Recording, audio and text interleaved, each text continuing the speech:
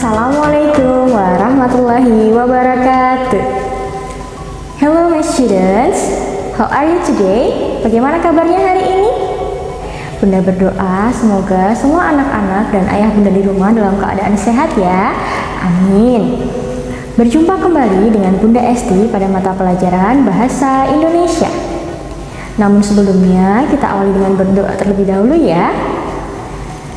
Before we start our lessons today, let's pray Basmalah first. Bismillahirrahmanirrahim. Amin.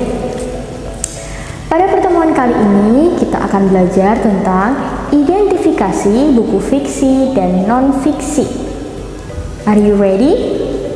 Don't forget to prepare your book and your pen.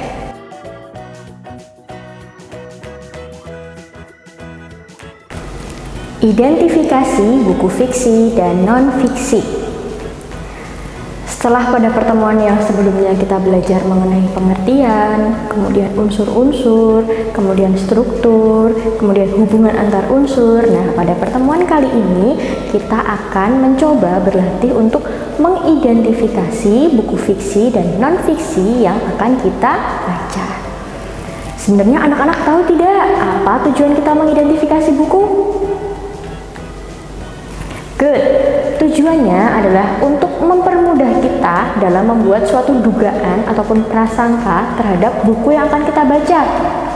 Hal itu berguna untuk kita sendiri. Jadi kita bisa paham nih, kira-kira buku yang akan kita baca isinya seperti apa, alur ceritanya seperti apa, kemudian sesuai dengan yang kita harapkan atau tidak. Kita bisa mulai membuat dugaan dari identifikasi buku ini. Nah, untuk mengidentifikasi suatu buku tentunya diperlukan metode ataupun langkah-langkah. Nah, salah satu langkahnya yaitu dengan metode SQ3R, yaitu survey, question, read, recall atau recite, dan yang terakhir review. Kita akan membahasnya satu persatu. Yang pertama yaitu survei atau mengumpulkan informasi terlebih dahulu. Bagaimana caranya? Yaitu dengan kita melihat dari bukunya.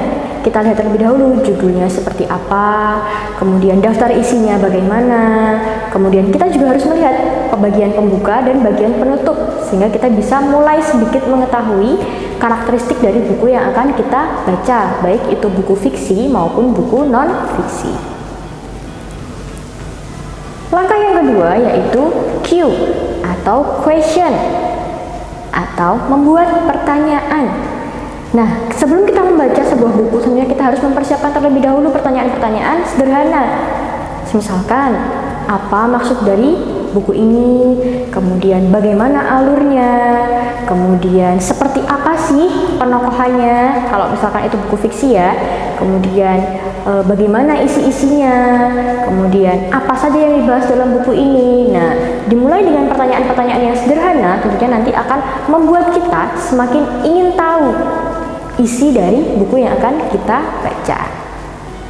Itu ya, tadi sudah S, kemudian Q, kemudian sekarang 3R. Langkah yang ketiga yaitu read atau membaca.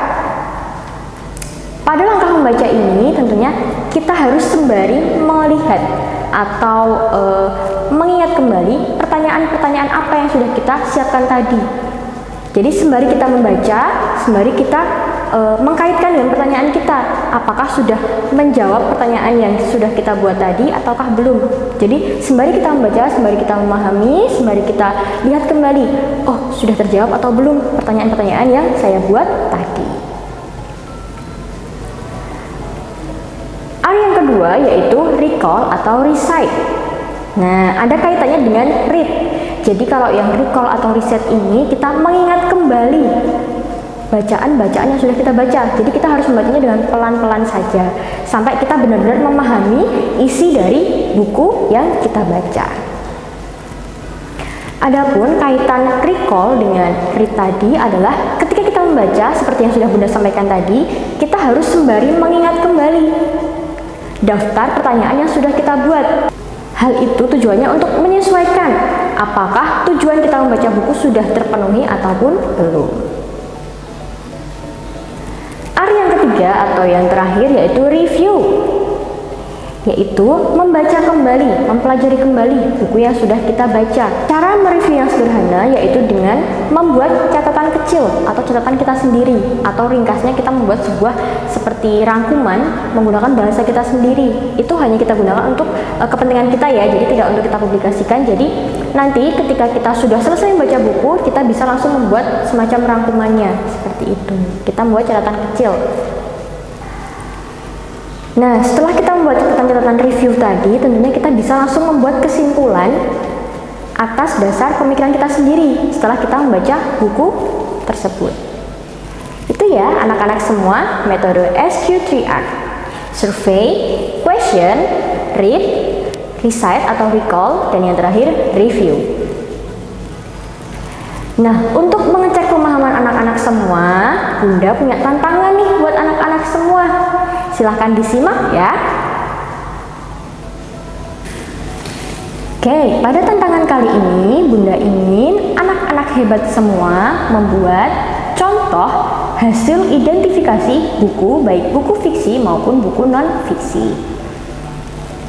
Nah, langkah-langkah yang bisa anak-anak lakukan yaitu yang pertama, silahkan anak-anak baca secara cepat atau scanning buku tersebut, mulai dari cover, halaman, lintas buku, kata pengantar, dan daftar isi. Kemudian yang kedua yaitu jawablah pertanyaan-pertanyaan berikut ini.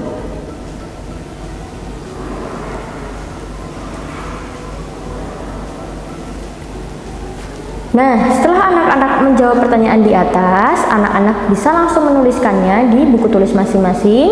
Kemudian hasilnya silahkan difoto dan dikirimkan pada course di e-learning. Bunda tunggu. Semangat anak-anak hebat. Ingat ya, semua anak itu teladan itu hebat. Nah, itu tadi penjelasan dari Bunda. Anak-anak hebat semua pasti sudah paham ya. Jika anak-anak masih ada yang dibingungkan, anak-anak bisa langsung menghubungi Bunda Esti. Bunda Esti tunggu. Marilah kita akhiri pembelajaran pada hari ini dengan berdoa terlebih dahulu. Before we close our lessons today, let's pray hamdalah together. Alhamdulillahirabbil alamin. Amin. Semoga apa yang kita pelajari hari ini dapat bermanfaat. Bunda cukupkan. Wassalamualaikum warahmatullahi wabarakatuh. See you anak-anak hebat.